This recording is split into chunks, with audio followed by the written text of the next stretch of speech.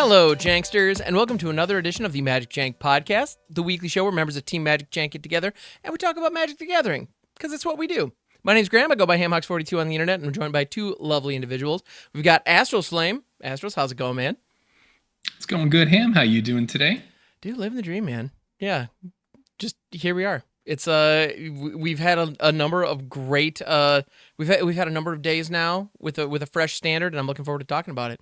And of course, if we're going to be talking standard, there's nobody I'd rather have in the studio than the one and only CarloMTG, which you may like. Wait a minute, that name sounds a little different, but it sounds so familiar, and that's true. The previously known as C. _Jr. is in fact now CarloMTG. How's it going, man? Congrats on the rebrand. It's true. It's true. Same guy, just new stream/content creator name.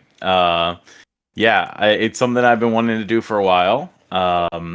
And I took some very wise advice from a young veggie wagon who said, if you want to do it, if you have it in your head that you want to change the name and it's going to be better for whatever goals that you have, then just do it. You already have it in your mind, do it anyway. That was Wednesday's Commander game on our friend Brouhaha Gaming's channel. Excellent. And Thursday, I changed everything. Wasting no time. I love it. No time. Yeah. Well, and it's perfect because as people have gotten to know C. _Jr., we all call you Carlo anyway. So it just fits. Like, yeah. Perfect. And when we were at MagicCon too, you know, when folks are coming up during like the meet and greet, and even when we were just going like throughout the con, like talking to people, I mean, people were coming up to me and they just call me Carlo, and that doesn't match the branding, so we had to fix that. Dude, yeah. I love it. Yeah, it's just clean. 10 out of 10. Also, well done getting that name everywhere so quickly. It's really impressive. Yeah. It took some time. And listen, let me tell you, anybody else who's like thinking about something like this in the future, as much as I hate to do it, Google yourself. Figure out what comes up. Like if you've got different options to pick from, see what each search result gets you in Google. Surprisingly, when I typed CarloMTG into Google, all of my stuff already came up. Like I owned that space on like the Google front page. Wow. And really the other two options that I was going to pick from, CFAV, didn't work because that is a Canadian agency and gets all of the search results. And Carlo Magic definitely doesn't come up Magic the Gathering stuff. So sure. We went up with the search results that came up the best. SEO is important, you know. For real. Well, very cool. And I guess it makes sense because in your descriptions and things, if you put your name anywhere, and MTG is going to be all over it. So sure, CarloMTG. Just I dig it. Very cool, man. Yeah, I've definitely considered trying to do some kind of rebrand in the past. I might have to consider that because I still have an awkward number in mine. But I have actually chatted with Twitch about it, and the account HamHawks is still active, unfortunately. So yeah, it is what it is. So anyway, but yeah, Carlo, good stuff.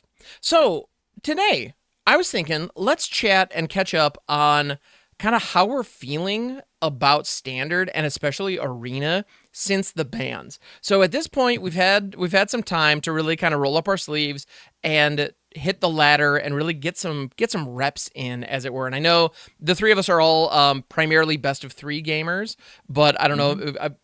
We may have played some best of 1 in the midst of it as well. And I'm curious, what decks are you guys working with right now, and what's working for you? So I don't know. So Astrals, let's start with you, man. What are you on these days? I know in the past we've talked Smuggler Surprise quite a bit. Is that still your jam?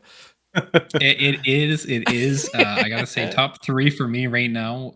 3 cards to be playing in this meta, honestly. Smuggler Surprise, you need to be playing that, or you need to be playing Yuna, or you need to be doing something with Insidious Roots. But Smuggler Surprise for sure is at the top end of me. And Ham, I gotta say thank you, by the way.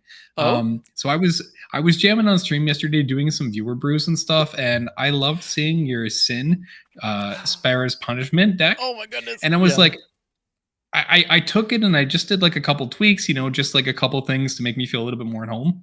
And I was playing it yesterday, and Smuggler Surprise was spit with the. Sorry, I've been calling this card Spin It's been the name because it comes in, it spins from the graveyard, and it's I love great. it. This just That works. you toss this in with surprise. You get something from the graveyard. You either ramp a lot or you get something of value. And the way you had the deck built with the summon Leviathan was impeccable. I think the only change I did was I tossed in a Kiora because I just wanted to make it an 8/8 Kraken for some fun. I mean, that is legit. Yeah.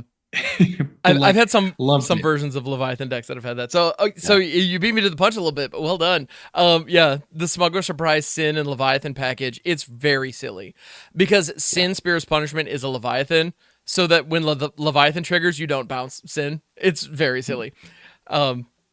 Very cool, man. I'm glad you're having success with it because I've been playing that deck quite a bit as well, and I've seen some other pieces of the ramp package that I'm going to get to a little bit. But aside from this, are there any other decks that you've been tinkering with and seeing success with? Those are kind of the three for me. I mean, I did a little bit tinkering with Vivi, but I think everyone knows Vivi. The only thing I did, I think that was this was a curiosity type of moment for me. I took the Is It Prowess deck, which lost the Monstrous Rage and Corey Steelcutter. I tossed in 4 Vivi, and I tossed in 4 of the weapon from Final Fantasy, the Astrolabe. Whenever you cast a non-creature spell, it gets +1/+1. Third spell, you draw a card on that. And I put it together, and I outraced Mono Red, and I outraced the Vivi Cauldron combo deck. Let's go. And I actually ended up stealing their Vivi with the Cauldron from my sideboard. So sick. I love that. Who would have thought?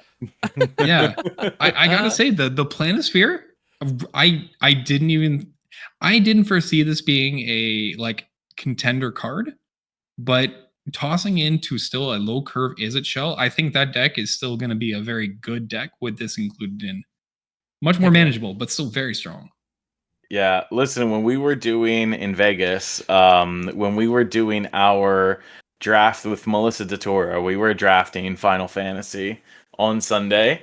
And it's always interesting to pick Melissa's brain because obviously, she and the team has design sets well in advance. So by the time we're drafting with Final Fantasy, they're probably 2 years of Magic in the future, right? And, something that she had in her draft deck when her and I played was this Planisphere. And she's like, yeah, this card is crazy. And I'm like, yeah, I agree. And it also happens to work really well with Corey Steelcutter, or that type of a style deck, right? And I had made the comment, if Corey Steelcutter ends up getting the axe in Standard, if there's a Standard ban at the time, right, then I'm pretty sure that this card can just fill that space and have similar results, because you still get a creature out of it right off the bat. It's cheap to re-equip to something else. And when you pop off with VV anyway, your creatures just get really big and you draw more cards. So yeah, I think this is a clear replacement. And you actually saw some Corey Steelcutter decks were starting to play 1 or 2 copies of this card alongside of it before the bans anyway. So hopefully this card is going to get its due justice, because I think this card is crazy. Yes. Yeah, couldn't agree more. Yeah, I think the Corey Steel being able to, help rebuild your board even after the creatures have gotten answered does make it notably better, but I agree that it fills the same role quite nicely. Yeah, it's legit. It's good stuff. Excellent. So yeah, Carlo, what kind of decks have you been working with? Well, you know me.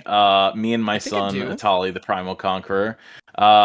Before the bans, I was playing a deck that kind of surfaced during one of the streamer events, and that was essentially a 4-color Dino. It's Jund in nature, but 4-color Dino Reanimator deck that takes advantage of cards like Atali, Primal Conqueror, Galta, Stampeding Tyrant, that's the 8-mana Galta from Ixalan, that lets you put any creature from your hand onto the battlefield.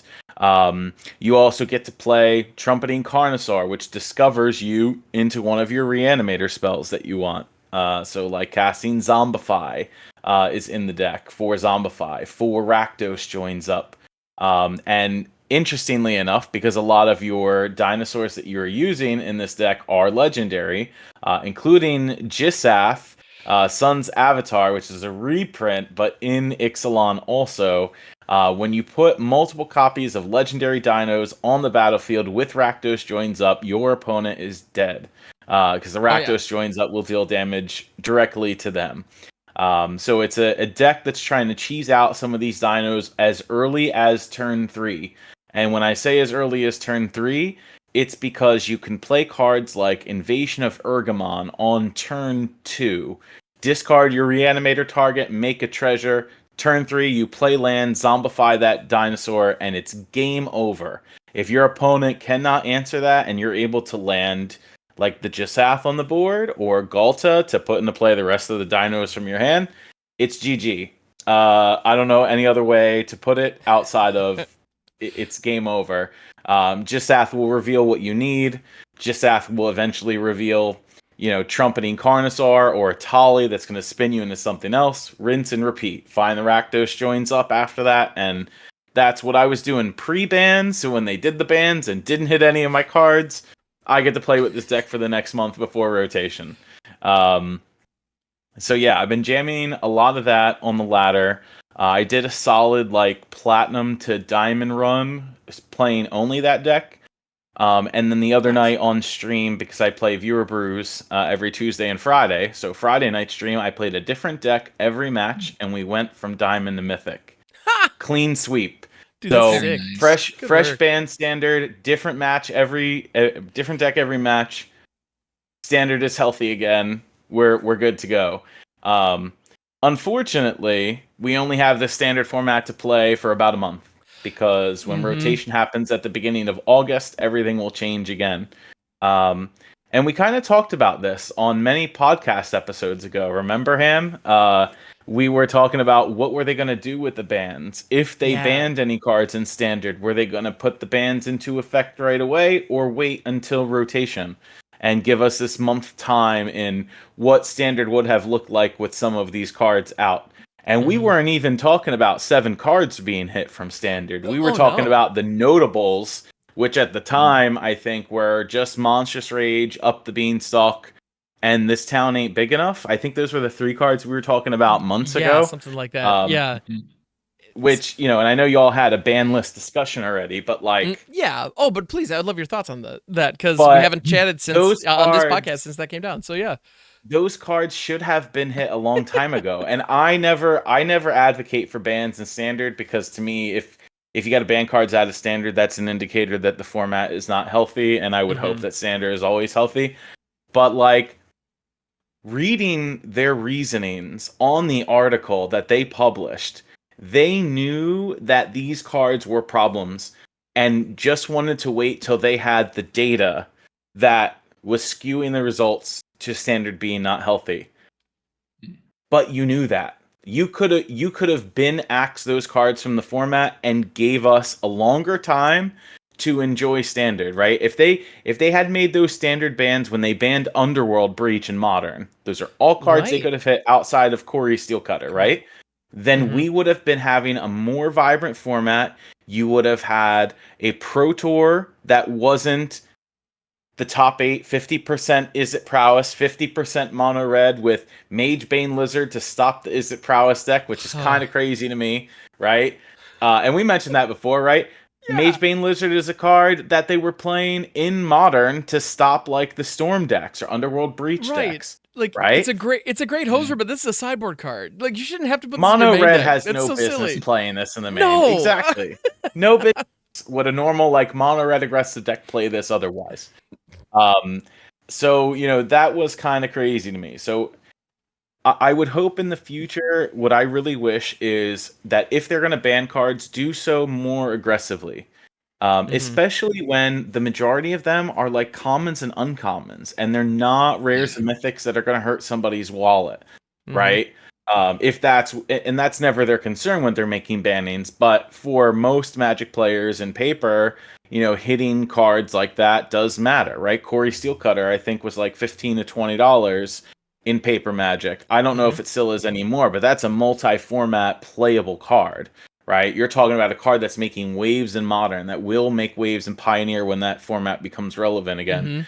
Um, it's at that power level. It probably didn't belong in standard No. to begin with. But especially if you tested with that card and you knew the power of it, like there's no way you didn't know that this interaction was going to happen. So I would wish in the future that they are more aggressive with banning the cards if it's to keep a format healthy. But at the same time, you can't just go off of arena data. I need solid evidence on paper that the data shows that these cards are making the meta unhealthy. And normally in the past, they wouldn't have gone with I'm going to ban a card because it's not fun. And in the article, it mentions cards specifically that they banned because they're not fun to play against. Mm-hmm. So I need an idea of where their ban philosophy is going, because it's either too relevant in tournaments or it's because it's not fun. I don't think you can really have both. Listen, I didn't like to play against Hopeless Nightmare. I know that card is very unfun to play against. Oh, for sure. But it wasn't putting up results unless in your testing that you did figured, oh, if I didn't ban this card, then the Pixie deck was going to become ridiculous. But Pixie deck was a little bit ridiculous before the Prowess deck was ridiculous. It was. Well, you knew that months ago. That That's true. brings me back to that. Send it away then, right? Yep. Yeah. The And Pixie it's deck's a unique clear. case. Yeah. Yeah, and it's clear what's happening now, right? Before Prowess was rising and Mono Red was rising, the top deck in Standard was Dimir Midrange with Kaido, Bane of Nightmares. Mm-hmm. So, we're essentially returning to a Duskmourn Standard for about a month, right? Duskmourn with some Final Fantasy elements to it. Mm-hmm. And Kaido was at the top of the metagame then. Dimir was still in the metagame with Kaido. There was a Dimir midrange deck that had quite a good matchup against Izzet Prowess. If we take a look back at the regional championship that was in Hartford, one of my buddies actually won an LCQ and top 24 the RC with Dimir midrange because it had a good matchup against the Prowess deck. So, I'm not saying that Dimir midrange is the best deck in our current month made up standard that we're playing in. But it's definitely a contender, and Kaido Bane of Nightmares is kind of a really good Magic card. Being able to put a Planeswalker into play tapped and attacking, using loyalty abilities, things having hexproof. Planeswalker doesn't need to have all of this stuff, but it does. No. So, cards like this are going to rise. And I think your combo decks, like Omniscience, are going to remain in Standard because Wizards of the Coast said that they want it to. So, if you had a question on why they banned Abuelo's Awakening over Omniscience, their answer was, we want Omniscience to exist in the format. That was very clear. They made it very clear in the article that they wrote, and they made it very clear on the weekly MTG stream. They recognize that Abuelo's Awakening, putting this on play turn 4, probably shouldn't exist. There shouldn't be a deck in Standard that kills you consistently on turn 4 like Omniscience could. So they said, here, you have Repair and Recharge currently in Standard for the next month. Here's the replacement. You can do this on turn 5, and that's fair, right? Repair and Recharge pieces out of the format in a month, but there are other options that will be available for people to reanimate Omniscience. For sure. Or put it into play. I mean, taking a look at Kona from Duskmourn, right? 4 mana, that card just needs to be tapped. Survival ability, main phase 2, Omniscience in play, and play as much as you can, right? But this card's fair because Kona's a stick that likely can be killed, and you can't really win the game if you play Omniscience on main phase 2, post like a combat phase or something like that. So, I guess this is kind of more fair. Yeah, it has a couple more moving parts, and I think that's really the key. Because the other two pieces that I thought of immediately that I knew people were going to do is Squirming Emergence is another one. Yeah. And this only costs 3, whereas the Boilos cost 4. The difference being that with Squirming Emergence, in order to reanimate an Omniscience, your graveyard needs to be stacked. And so... Like, that is a very difficult thing to get to. I mean, I don't know about you, but I definitely was trying to Squirming out Omniscience kind of the moment that Omniscience got printed. And it is a tall order. Like, it really is. So that feels more fair, again, just because of the more hoops you have to jump through, Yeah. and it's a lot easier to interact with, because any graveyard Sure. manipulation, and on top of that, the deck building requirement of having a ton of permanents, that's another challenge. Mhm. So, And and we founding just the have third so path is going to be many. rotating. Yeah. Yeah, and we just have so many like graveyard answers in standard, Mm-hmm. that make Squirming Emergence obviously much less consistent Mhm. than like Yeah. Abuelo's Awakening was. Right, we have Soul Guide Lantern, we have Ghost Vacuum in Mm-hmm. colorless, so any deck can play them, and then Rest in Peace in white, Leyline of the Void in black. Um, Yeah. Yup. so I And mean, Squirming and Emergence is like you said a tall order because yeah. it's going to be more difficult to do that Well, and than some just general reanimate. none of those cards you just mentioned are leaving the format with rotation either, if I'm not mistaken. So No, they're yeah. not. Yeah. It's kind of crazy, like the amount of graveyard hate we actually have available in standard right now. Like, Mm-hmm. I'd say 2 years ago, we were used to maybe one every 2 or 3 sets bringing in like a piece of graveyard hate Yeah. in some way, shape, or form. But it's like every set's got something that does something different with the graveyards now and removing, and it just. It's I'm wild. tired, Grandpa. I need a I know, break from right? the graveyard hate. I But feel listen, like an M20 version of Leyline of the Void used to be like a $50-$60 like bomb, True. like best answer. Now they're 50 cents and nobody cares because these are Yeah. the third or fourth best option in standard sideboards. This used to be best Yeah. in class in modern not that long ago. Wild. Yeah, and like you mentioned, Leyline of the Void was your prime like target or prime card to use to counteract all of that stuff. And now Standard has become so powerful of a format, right? It's faster than it was before.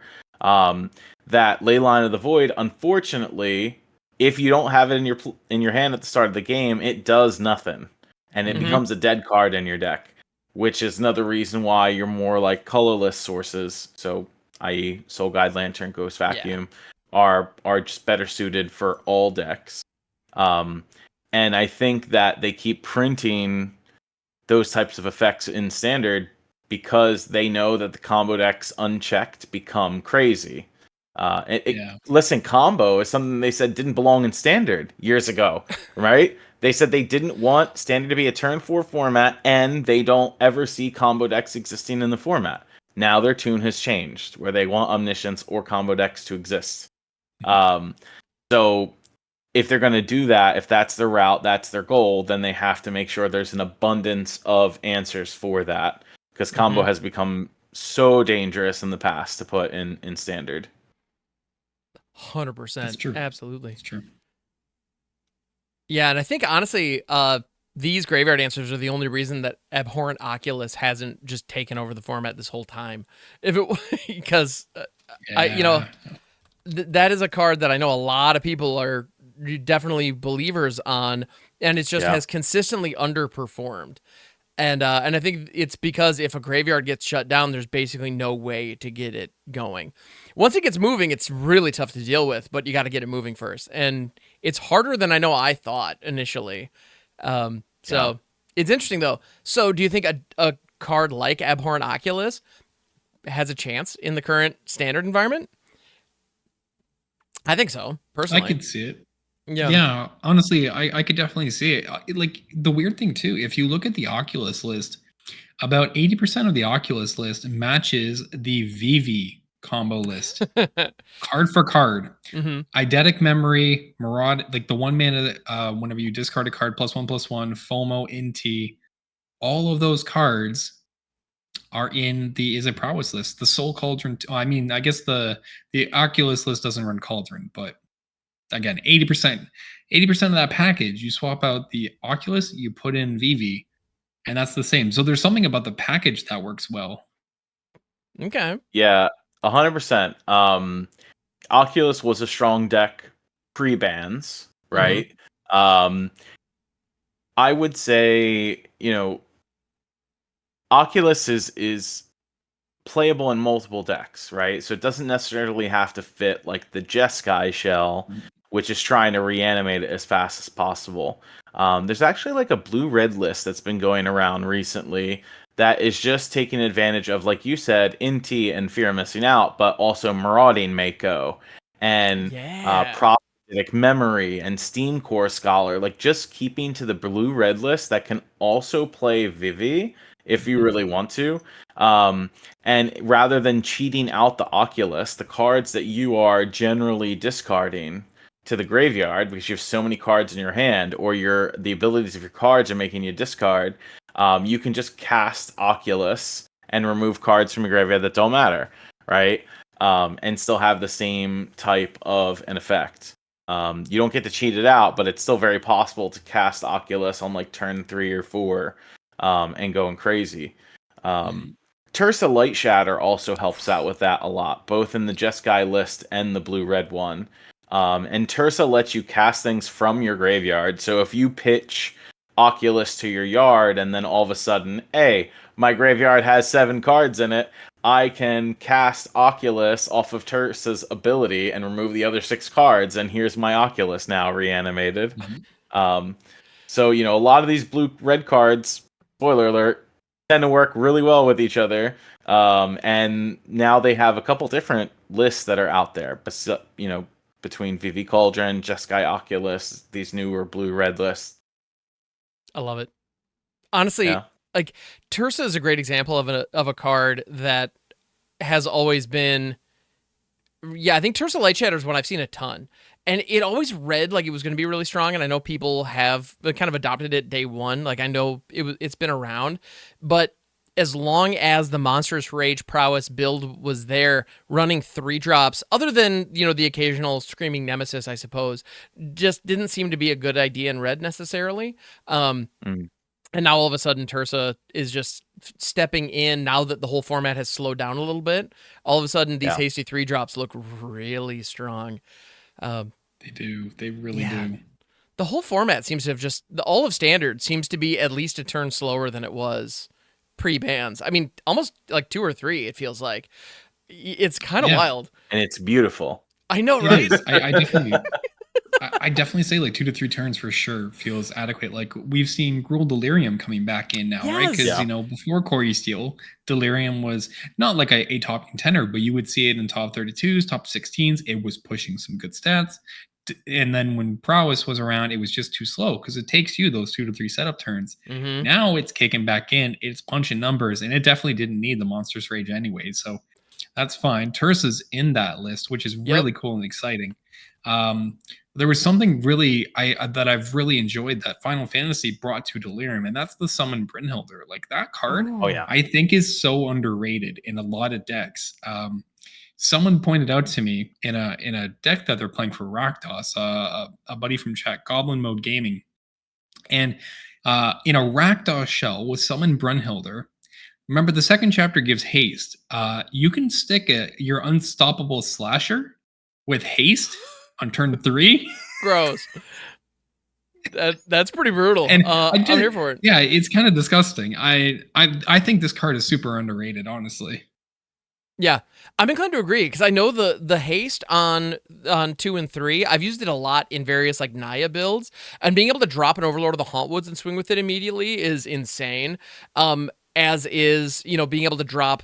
Because if you end up following it up with like a Fenrir and then Yuna being able to drop on turn 4 with haste, swing with the lifelink, I mean, that can be the value swing off this thing is insane. I 100% agree. Brynhilder is shockingly underrated right now. Yeah, card rules. Yeah, I'm a big fan. Amazing. Don't underestimate haste, guys. That's really the bottom line. And a 2-drop that can give a future card haste it's a big deal. Yeah. Love it. Yeah, I've been seeing this a lot in some in your Naya Yuna builds. Okay. Just like giving like Overlord of the Mistmoors haste or something has been like kind of crazy. Just like casting it on 7, like a late game summon Brynhilder, and then you hit the Overlord off the top, and then you just cast the Mistmoors, then you attack and you get 4 tokens in the same turn. It's a jam. And depending on what's in your hand, using Yuna's reanimation trigger to bring a Brynhildr back and then to tee that haste up for the following turn can be backbreaking if Yeah. you sequence it right. Yeah, it's fantastic. Well, and honestly, to that end, I feel like right now, the big thing that's making this standard feel just so good is I feel like the joys of Magic slowing down is your skill in sequencing and generating card advantage now matters in a way that it often didn't before. And so I feel like the way that I've expressed it is I feel like I'm playing Magic again. Who would Right? have thought? It's so I love it. Like your decisions to attack matter, your decisions to block matter, you know, how you sequence. I mean, like whether or not you choose to play out, you know, something like a Brynhildr even later in the game in order to get that haste and like, you know, the cost benefit on all of those kinds of decision points, they matter now. And I feel like that's really the bottom line as to why things like Corey Steel and Monstrous Rage kind of cutting that corner off of the format, why that matters. Is I know it felt like the games were oftentimes in those matchups being decided by the mulligan decision and by the matchup and not anything that I was doing once the game actually began. And that sucks. And so these bans eliminated that and I love it. And this is why I wish they would have done something months ago. Sooner. Because Yep. we would have been Yeah. able to experience this for a longer time. Yes. Because this Yeah. format is great right now. Yeah. Mhm. It is. You know, it's kind of funny if you think about it, right? We were kind of in a no block spring, but they really applied that sunblock summer. But Let's go. I love it. Well, okay, so the next thing that we have coming up, we do have a rotation coming soon, right? And so a couple other, another card that was mentioned was like Insidious Roots. So, you know, Astros, you mentioned that because the card is bonkers. It is very, very strong. You know, and it even lines up really nicely against some of the graveyard hate out there. Like if your opponent has a Ghost Vacuum down, you've got an Insidious Roots, that's fine. Like it's not, you know, it just, they're not able to shut you down as hard as they want to. But with rotation, certain cards like Tyvar Jubilant Brawler is going to be leaving the format. And I know that's a key piece of a lot of these Roots decks. And so all of a sudden, that like tier 2 deck is having a couple weeks now where it gets to shine, but come August 1st with Edge of Eternities, you know, everybody's favorite Elven Himbo Tyvar is going to be leaving the format. And so all of a sudden, actually, there are a couple of Tyvars. Tyvar Bellicose from Aftermath is also going to be leaving. Not that anyone, I think, is going to miss that particular version, but No. regardless. So all of a sudden, like that deck goes from like threatening to be one of the tier 1, you know, kind of combo style decks into being, you know, kind of falling back into obscurity like immediately. What are some, are there other cards from, you know, with this upcoming rotation that you guys are thinking are going to shake things up significantly? Because mathematically, it's the least impactful rotation we've ever seen. You know, this is the smallest portion of standard that has ever left at once. And I feel like I think power levels, yeah. I mean, what's big is that you lose 5 of the fast lands from standard. Those Yeah, 5 that's fast big. lands that were in Phyrexia all will be one. So like Darkslick Shore, Copperline Gorge, Sea Chrome Coast. What's the other one? Blackcleave Cliffs, and one more is in Phyrexia all will be one. And you will get, with the introduction to Edge of Eternities, they revealed at Vegas that 5 Shocklands will be entering the format. Yeah, birds. And at the same time, you lose all of the Painlands that were in Dominaria United and Brothers War. But in Final Fantasy, we have Starting Town, which essentially acts as a Painland for all of the different decks. Yep. You know, it only enters untapped on turns 1, 2, or 3, so that's something to kind of be concerned about, but you're probably playing this on one of those turns anyway, right? So you figure that Starting Town is kind of like a pseudo Painland / fast land for all decks. And then with the introduction of the Shocklands, that makes our Verges better that were in Aether Drift and Duskmourn. So much better. Because now you will have all of your Surveillance from Karlov Manor plus 5 Shocklands. And you know that they have to give us the other 5 Shocklands in a future standard set, right? I'll be shocked if they don't. Yeah. And if I had to bet money, it will be in a set that will exist after a future standard rotation to where 5 shock lands still stay in standard. Like they Ooh. just did with the fast lands, right? So we get to keep the ones that Mhm. are in Thunder Junction and we lose the other 5. So I imagine, I don't know, I have no any information at all, but I imagine that you will get shock lands probably in Lorwyn or Strixhaven, right? Mm. Probably makes sense in Strixhaven because of the pseudo guilds. So maybe we'll see Sure. something there. I don't know. But that would be like kind of the good set to try to jam it in there. But yeah, in something that would matter when Edge of Eternities eventually rotates out of standard, that you would see the other 5, but they will exist for some time together in the same standard format. I don't think that's a think pretty it good would make prediction. much sense if they didn't do that. So, um, Yeah, it'd be so pretty you have a wild. changeover in lands, which hurts some decks, but not all, and Mhm. actually makes some decks more viable.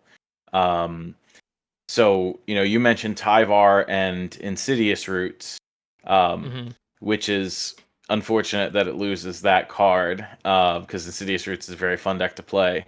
But other decks like, I don't know, Selesnya Cage, that deck gets to stay around, Ooh. right? Yep. Because we've got Collector's Cage from Yep. the big score, so that was in Thunder Junction. We still get to keep Llanowar Elves.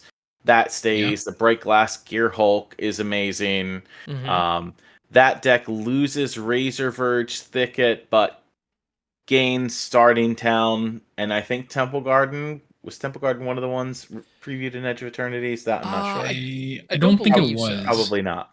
Yeah. No. No.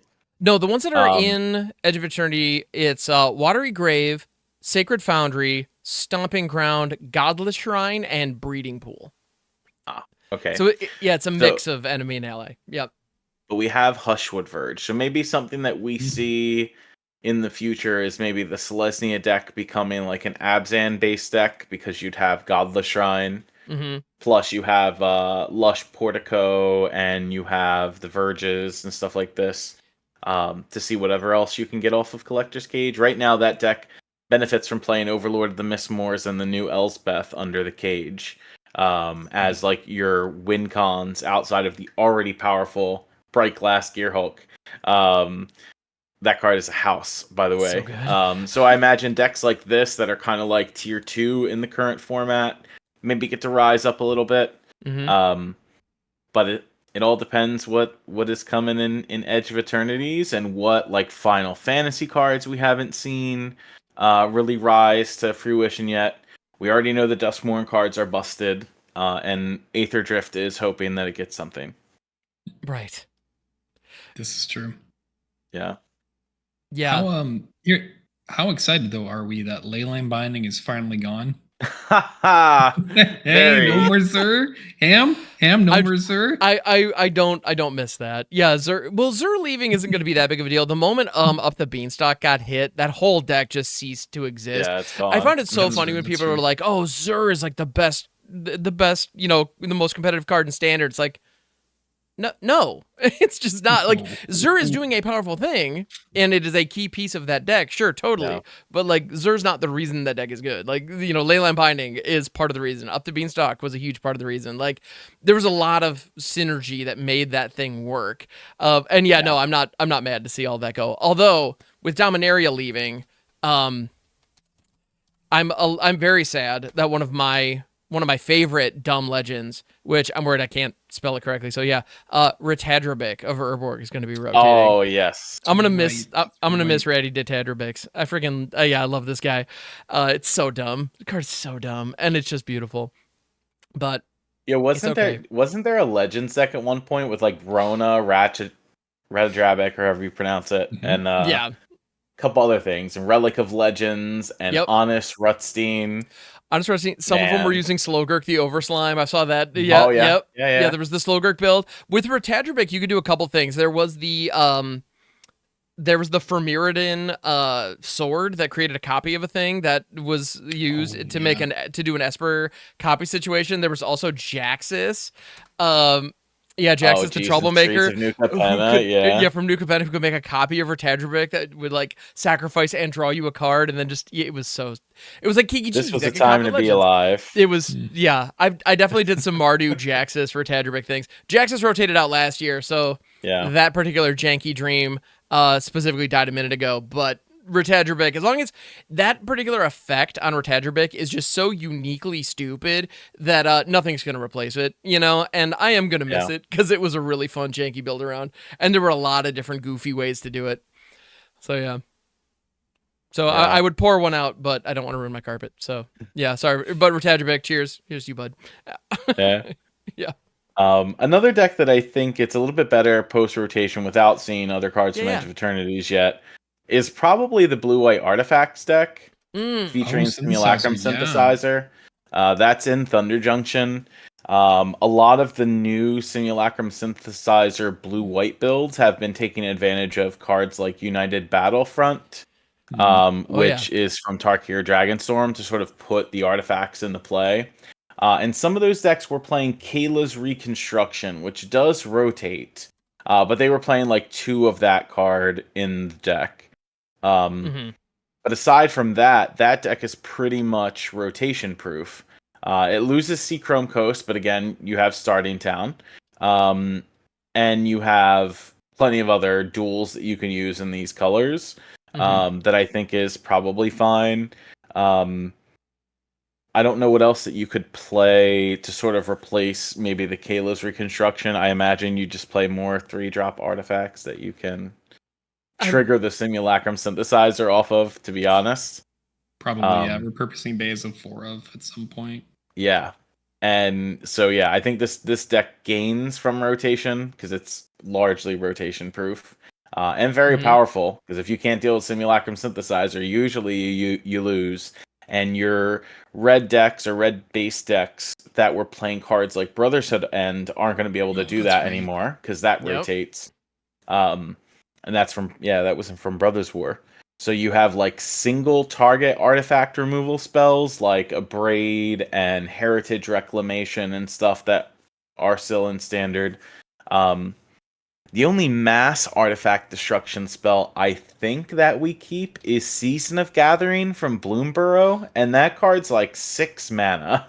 So, Right. and I think you got to use like 2 paws or something like this to blow up all artifacts or enchantments, but it doesn't hit both unless you use 4 out of the 5 paws. There is that, and then like that.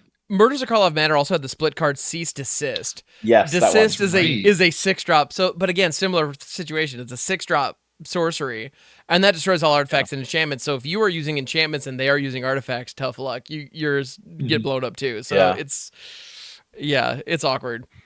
Yeah, but yeah, no, losing Brotherhood's End is going to be a definite definite blow against combating that deck for sure.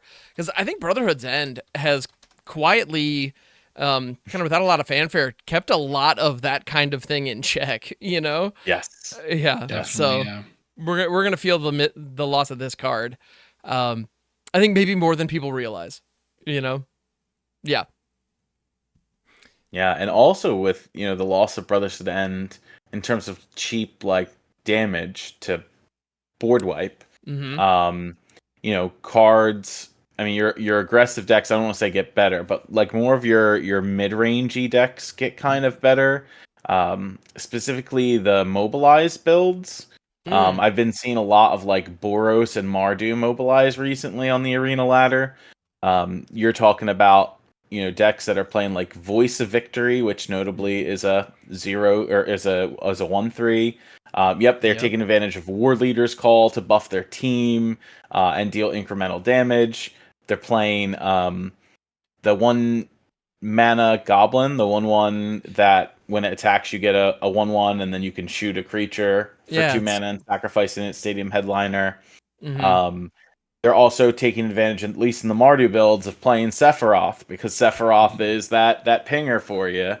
So when your mobilized creatures go away, the end step mobilize trigger triggers Sephiroth to deal damage, which may or may not flip Sephiroth.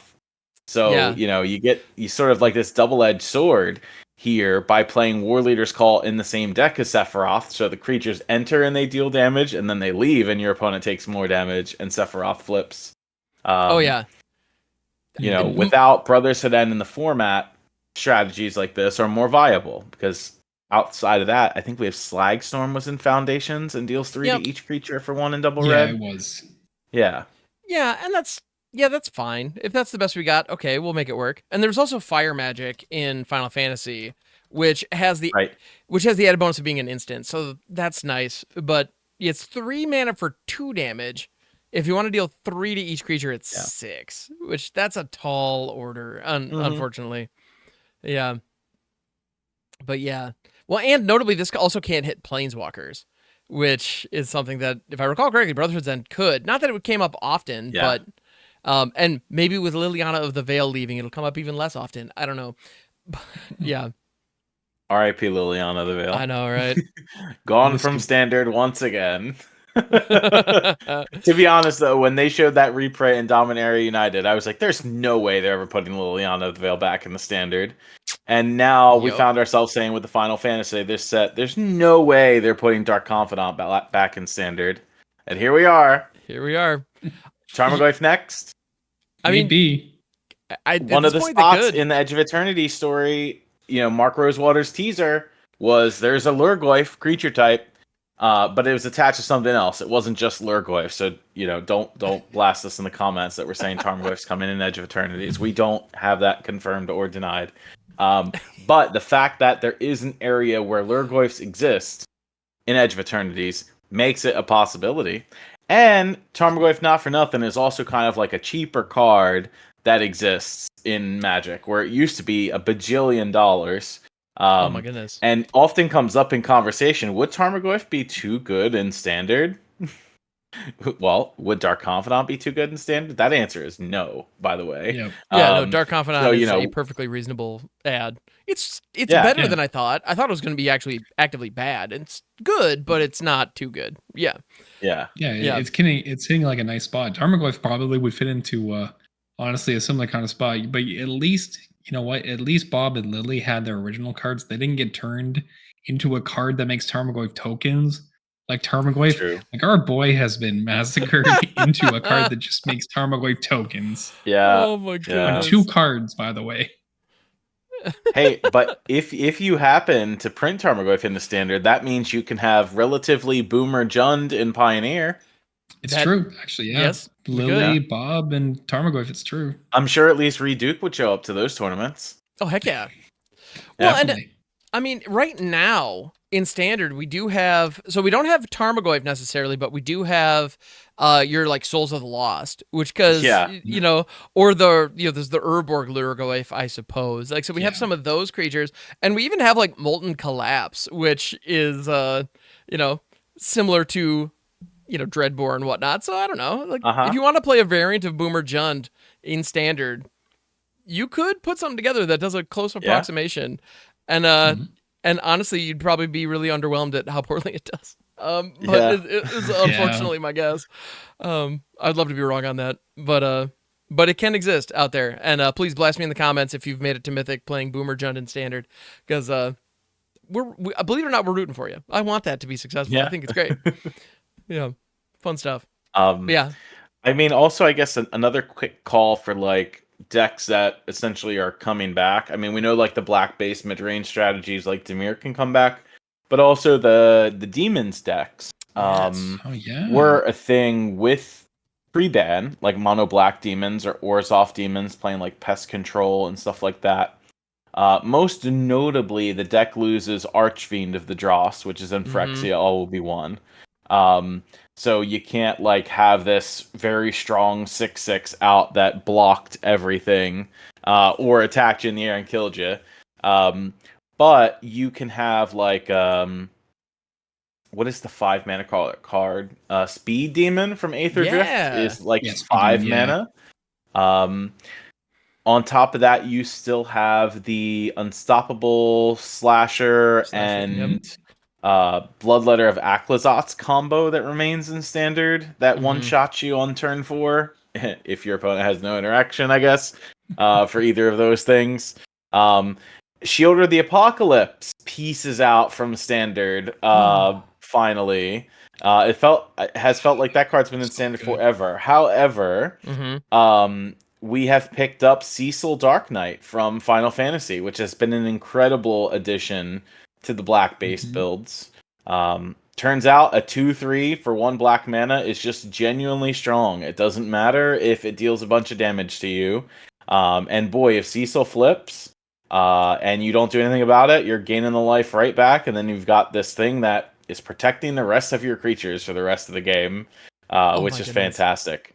Yeah, it's easy to look at this and go, oh, it's easy to remove this little 1-drop, but I want to point out one thing about playing against it is tough, because you have this 1-drop that it just kind of controls, it owns the board when it first arrives, because it's just bigger than anything else on turn 1, and it has Death Touch for good measure, so it's not dead late either, which is wild, and you end up often, I know I have had to spend premium removal just dealing with their stupid 1-drop right before they play Shieldred the Apocalypse or whatever else, and so I'm down removal because I had to deal with this thing. And so, yes, this does often die to removal. You will not see it flip and kind of take over. You know, Cecil Redeemed Paladin rarely really dominates a board. However, he absolutely clears the way for whatever the other big threat is that's coming in a way that is very real.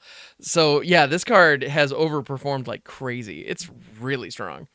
Yeah, you know, like playing Cecil into like Deep Cavern Bat, which goes nowhere. Into like Preacher of the Schism, which is also just a fantastic another card, same point. Essentially controls the board when it comes out. It's card draw, it generates you a creature, it's a threat, it's an infinite blocker. Especially with Glissa Sunseeker piecing out from the format too for the Golgari decks. I mean, Preacher becomes a very prime in its 3-drop slot. Where you had like question between like that Sentinel, the Nameless City that was unplayable with Monstrous Rage in the format, plus Glissa, so on and so forth, right? You get to play Preacher once again. And then there's also the 3-drop Vampire, Karsi Revenant, that's from Tarkir Dragonstorm, which a lot of people were playing this card to combat the red base decks because it's got Lifelink and Death Touch, and it flies, and it's got Renew, so it can put all of those different counters on something else. But turns out this card is just genuinely strong by itself, right? Having all of these abilities. It's a Vampire Nighthawk extra boosted, I guess we'll call it. You know, so really, I think the black base decks are going to have to struggle to find its 4-drop if you're not trying to play the Bloodletter of Aklazot's strategy. There isn't anything that's equivalent to Shielder the Apocalypse. If that means you need to play like a second color in the deck to find out what your 4-drop's going to be, some of the Golgari decks have been trying Genova from Final Fantasy to put like +1/+1 counters on your creatures and turning, you know, if you kill them, you get to draw a bunch of cards back. You can also, you know, convert this Golgari-ish build to play Innkeeper's Talent once again. So Innkeeper's Talent could pump the Genova, which pumps another creature, which draws you more cards and gives your cards ward and double counters for you ultimate Innkeeper's Talent. I personally would like to see an Innkeeper's Talent deck come back in Standard, because they were pretty powerful before. Still think Mosswood Dread Knight is a trap, Golgari players. So, you know, I'm sorry, that card is as much as I love a 3/2 Trampler for 2 mana that sometimes might draw you a card, it's a trap. I love that you say that. Honestly, I find that really funny because I play a ton of Golgari and I almost never play this card. Interesting. It was like one of the prime cards in Golgari midrange before Monstrous Rage destroyed it. And I'm going to keep referencing that because you could not play that deck with Monstrous Rage in the format. Oh, goodness no, absolutely not. Well, now that blocking is legit and possible in more often than not, I think Dread Knight becomes much better, but I can appreciate what you're saying. The thing is, if your opponent can dictate when it dies, either by attacking into it or using removal spells, they can kind of control the way that you spend your mana on your turn. Because the Dread Whispers, that adventure is only available for a limited time. Like, that is a much bigger downside than I think people realize. So if you're, especially if you're trying to curve out into like 5 and 6 drops, like this thing is not gonna, it just isn't a good fit.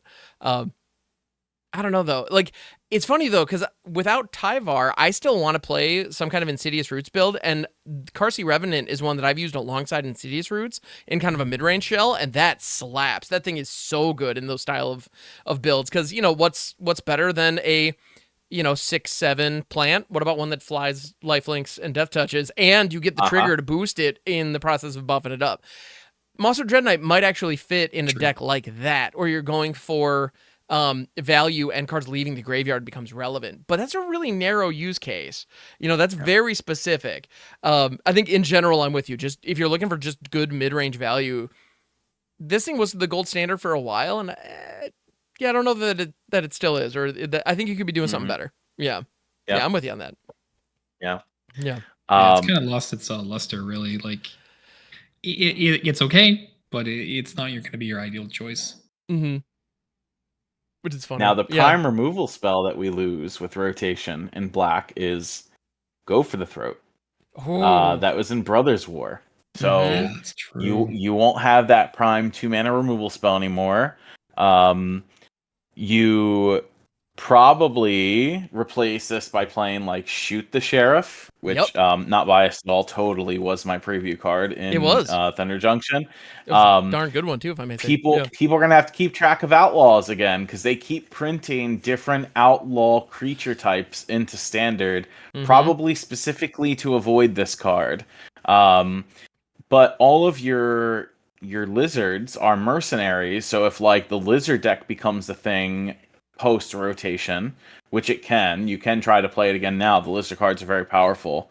Then Shoot the Sheriff becomes less good, and so you have to find different removal spells. Do we start playing cards like, I don't know, Vane's Treachery is probably a terrible option, but like Nowhere to Run isn't, right? So Nowhere to Run being like -3/-3 for 2 mana. Vane's Treachery, though, is -2/-2 for 2 mana, and you can kick it and give -6/-6. So if you're playing like a token-based strategy, maybe this card is a little bit better for you.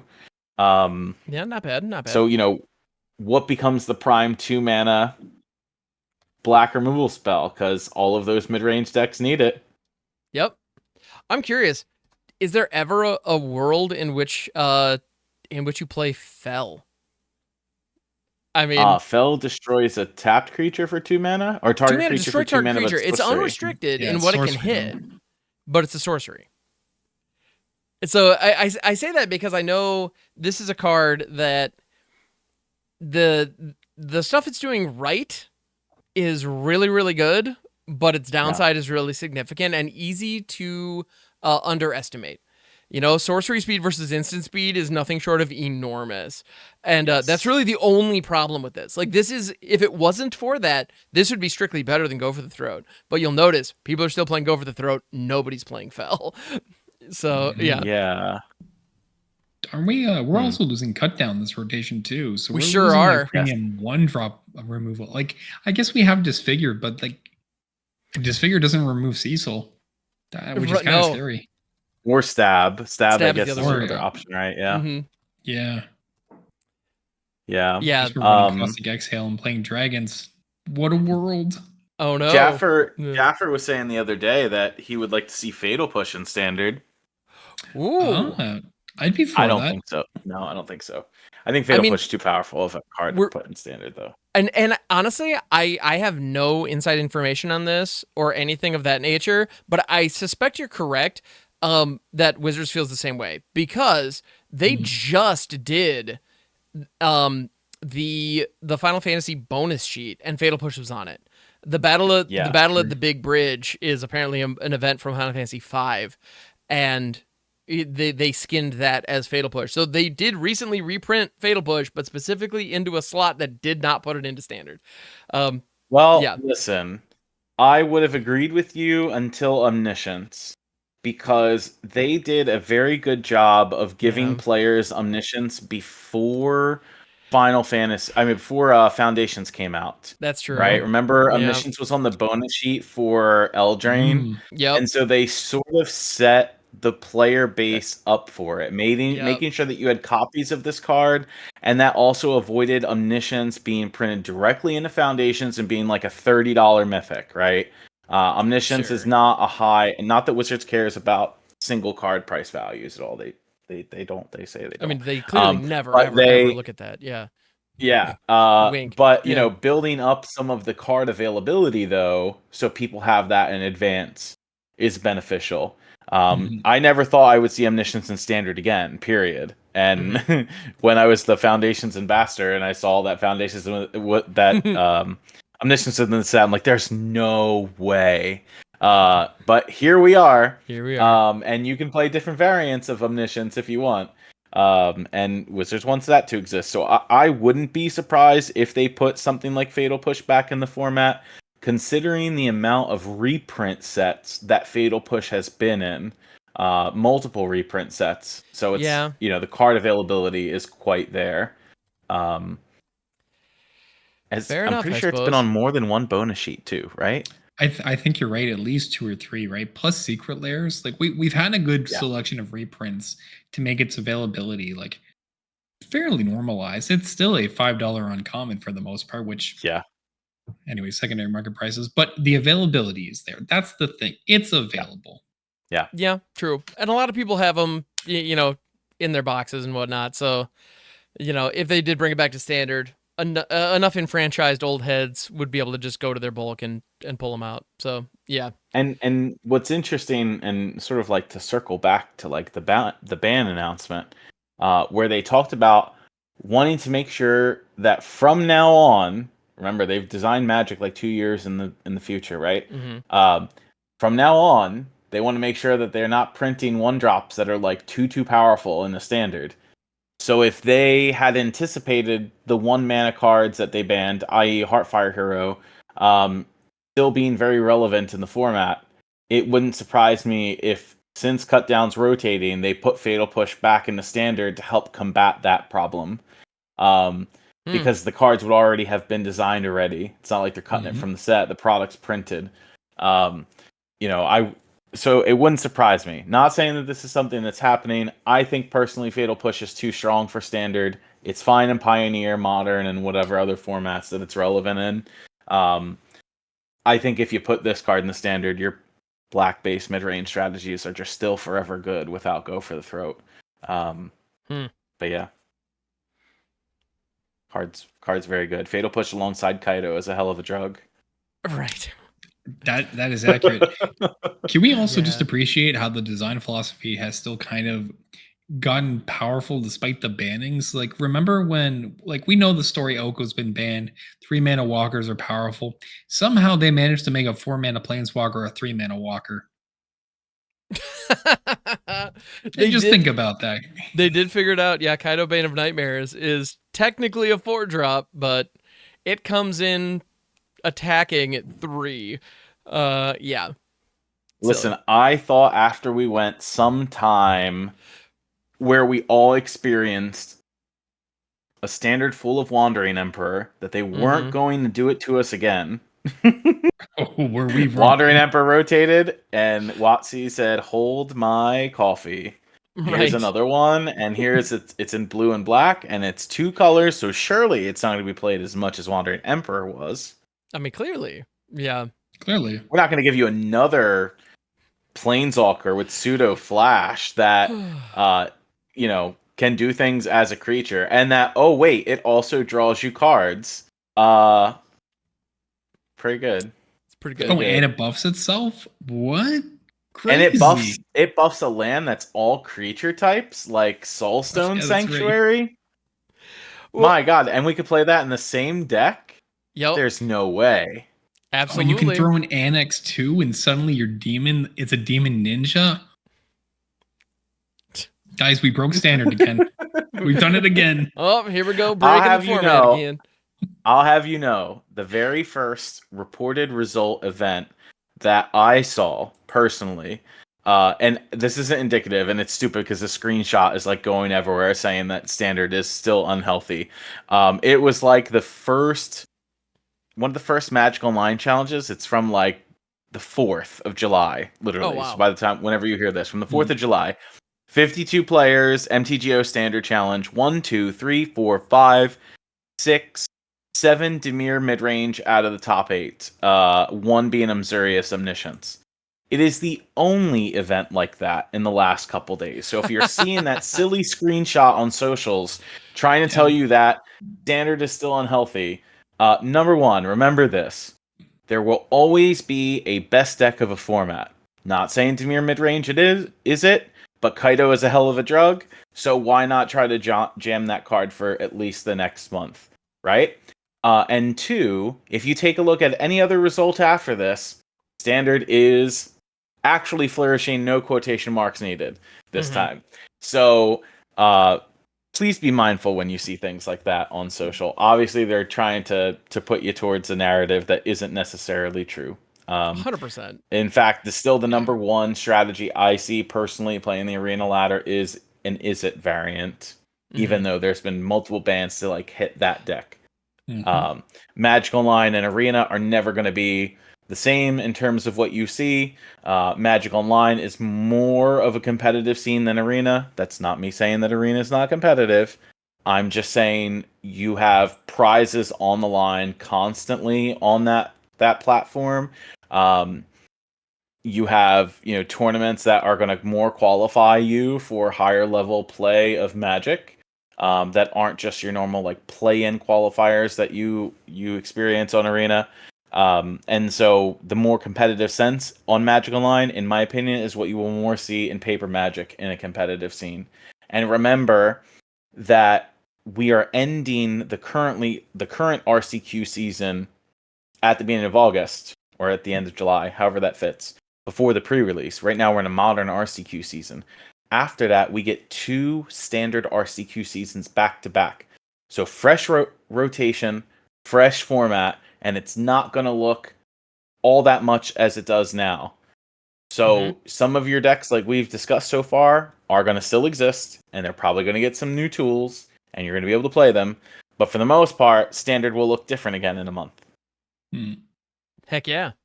Well, and yeah, absolutely. I think that's part of the big deal that Dimir midrange, like people are playing that deck right now because it was largely unaffected by the bans, and we all know it's good. And so if you're looking to get the wins and go for it, now's a fine time for that deck. But who knows what's going to happen. Also, speaking of which, that actually reminded me of another piece of black removal that we didn't touch on. Bitter Triumph is a really clean answer to deal with something like Kaido, because it can just destroy a Planeswalker for 2. And this also destroys creatures at instant speed for 2, just with a downside. Unless you're paying Reanimator, and then it's just strictly better than Go for the Throat anyway. So there's that. So, yeah. I mean, accurate. So shout out to Bitter Triumph. Yes, I saw you leaving that comment. Please continue to do so that, it helps engagement. But yes, very cool. But yeah, it'll be really interesting to see what the upcoming RCQ season looks like. I'm actually really excited to see how things shake out. Yeah, this will be fun. I'm genuinely smiling at the prospect of playing a lot more standard moving forward. Oh my goodness, Wizards! Thank you for freaking bringing the hammer down. That's exactly what standard needed. And it's fun looking forward to logging into Arena again. Looking forward to dusting stuff off. Anyway, it's great. We need a challenge. When NC Atlanta rolls around, the 3 of us and some others of MagicJank, we should all bring a standard deck for what we think would be performing and have like a little mini MagicJank. I'm not going to use the wrong word in that. MagicJank tournament. Yes. We can't call it a Jankathon. Yeah, we probably shouldn't call it a Jankathon, and I think a Jank off just doesn't sound right. So yeah, yeah. Jank Fest also kind of yeah. All right. Just so you know, Jaffer is hosting a standard tournament coming up. Indeed. That is going to be this upcoming Saturday from when you all hear this podcast or watch this podcast on YouTube. And it does cost a little bit of money to play. It is $6 total, $5 for actual entry into the event, and then I think it's like $1 for melee cost or whatever that they charge to host the event on there. And if there are 50 or less players, top 4 gets the complete payout. If there are more than 50 players, and I think it's top 8 gets the complete payout. But it's focused on new standard. So if you want to jam some new standard in a competitive setting and play for something, our teammate Jaffer is going to be hosting that event coming up It's this upcoming Saturday, right? The I believe 13th. so, yeah. And Sunday. Or Sunday the It'll be 13th. Sunday, Sorry. yeah. And yeah, join because it's going to be a fun time to play. So Astrals, if you are going to be bringing your Smuggler's Surprise, I don't know whether or not you're going to be putting Bahamut into play, but yeah. maybe, Every time. maybe. Of course. Yeah. I'll be commentating, I think, or I'm either helping behind the scenes or I'm commentating. So I'm not allowed to play in the tournament, sadly. But we can't play and commentate at the same time. I've never been allowed double to. Q. Here I am commentating my match as I'm playing it. Here, I'm going to do this and this and this. And oh, here's a dino on turn 3. GG's. Actually, so good. That deck would probably be the fastest in the match. So, you're in the round, so you'd still be able to just knock yours out real quick and then jump in and commentate the rest. Yep. Yeah. I love it. Honestly, so the deck that I would bring if I could, I'm also planning on working that event as well, so I'm not going to be joining that. But the one that I would bring is that Smuggler Surprise Sin build, and one piece on it that I absolutely adore, a card that I think is like genuinely bonkers that people are sleeping on right now, is the Lumbering World Wagon. So this thing is one of those cards from Aether Drift that has been really strong this whole time, and it's actually just actively cracked. So my Smuggler Surprise build right now is using Lumbering World Wagon and Overlord of the Hauntwoods, and I even have Esper Origins in there, which curves beautifully. So good. The number of times that I have had, Papa Maduin here crewing the World Wagon is kind of insane. World Wagon on 3, you flash back Maduin on 4, you draw a card off the first chapter, it hops into the World Wagon, swings, gets a land. I've had I've been on turn 6 and looked down and had 10 lands in play. It's disgusting. So I genuinely think Lumbering World Wagon is kind of cracked in any kind of ramp deck. Especially alongside Overlord of the Hauntwoods. So don't sleep on this card. I think it's kind of insane. Your opponents need to spend premium removal on it right away. They will, but they have to. And so it's pretty slick. I'm a big fan. Just a plug real quick. Here's a card that's insane that it has not seen in the previous world where, turn 3, the game's already decided. This isn't an option. But now that we're getting to turn 5 and 6, even in the fast games, this card rules. I'm a big fan. Mm-hmm. As does Esper Origins, honestly. This thing is Esper way Origins better than I gave it credit for. Oh my goodness. It's so good. It's so good. Yeah.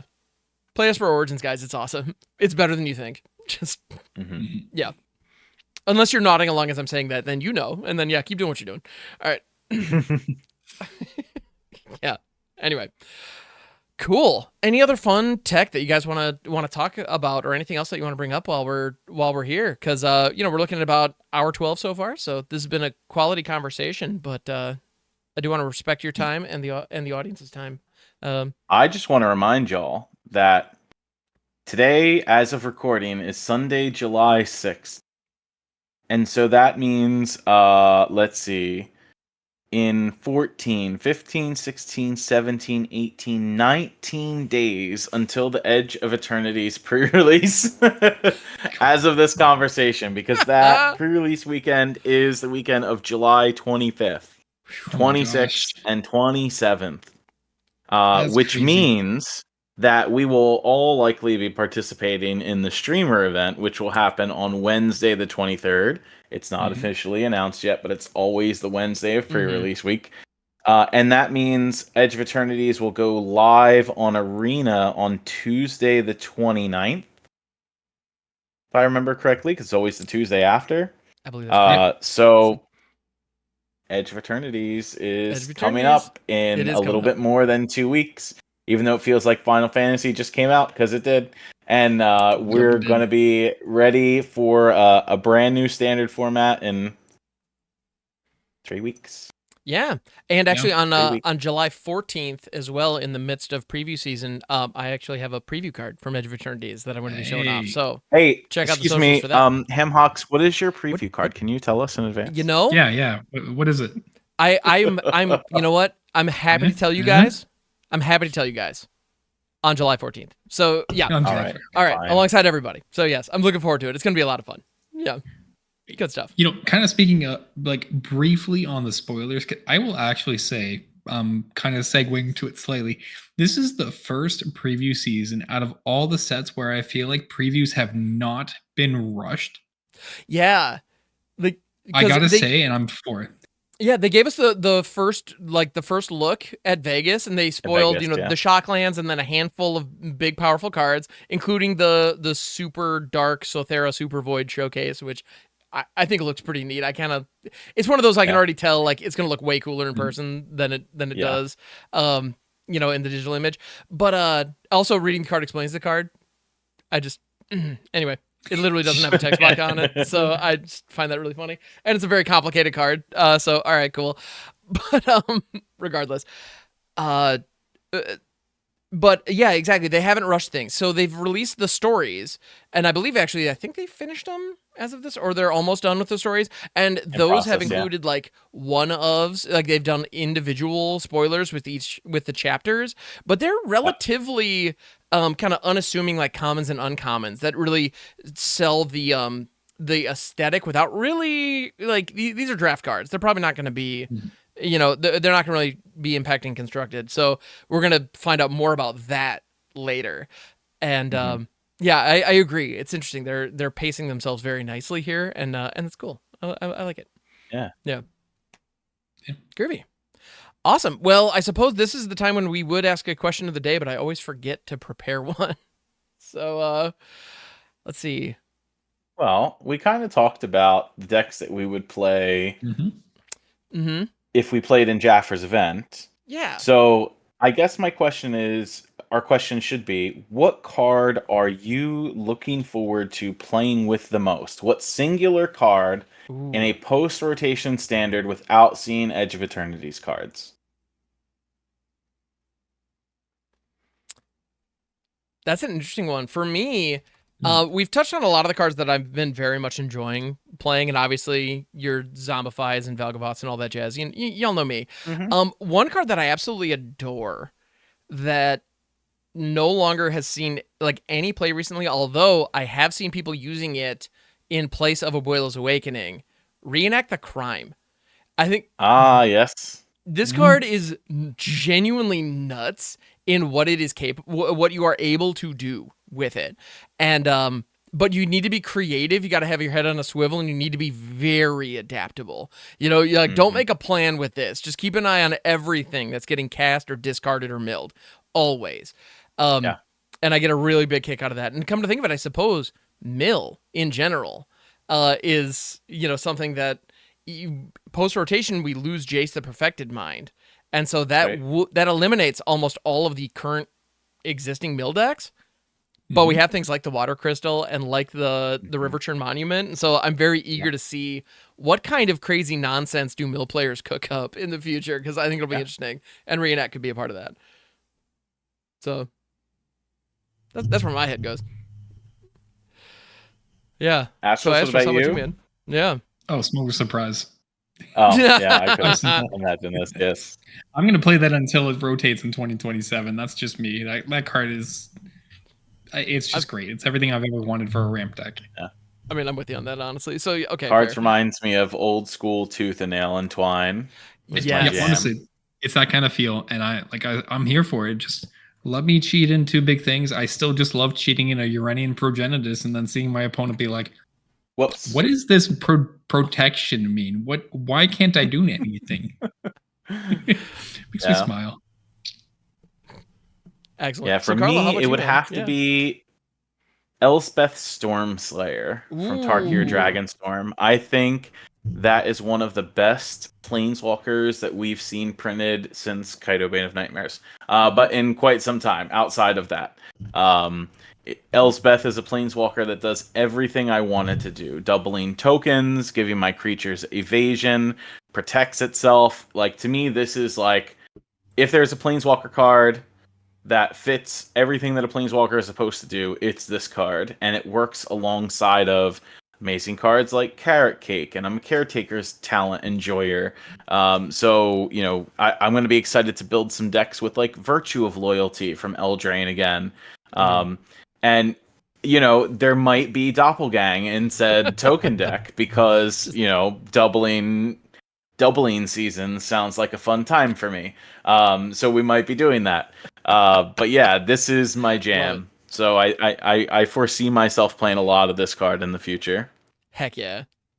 Very Well, nice. yeah, all the token deck, all the stuff from the token decks, they're all, most of that's from Bloomborough and whatnot, so that's not going anywhere. Yeah. Yep. Good stuff. I'm here for Yeah. it. This is awesome. Also, I do appreciate that here we are talking about all the various planeswalkers and crazy things, and there was not an Ugin mentioned amongst us. So everybody out there, all the Ugin lovers, colorless fans, we see you. Yes, you may have a moment here soon, but meaning no offense, doesn't seem to be our style, and that's okay. Yeah. But yeah. Cool stuff. Well, thanks guys for making some time and chatting today. This was absolutely fantastic. And dear viewers, dear listeners, thank you for tuning in, hanging out with us a little bit this week. We do appreciate it. We'll be back next week at some point, and to talk more Magic and whatnot. We're gonna be into the preview season for Edge of Eternities probably by the time we're chatting next. So there will be a lot of spoiler discussion and talking about new mechanics, new cards, all that fun happy stuff. So looking forward to that. And we'll catch you then, everybody.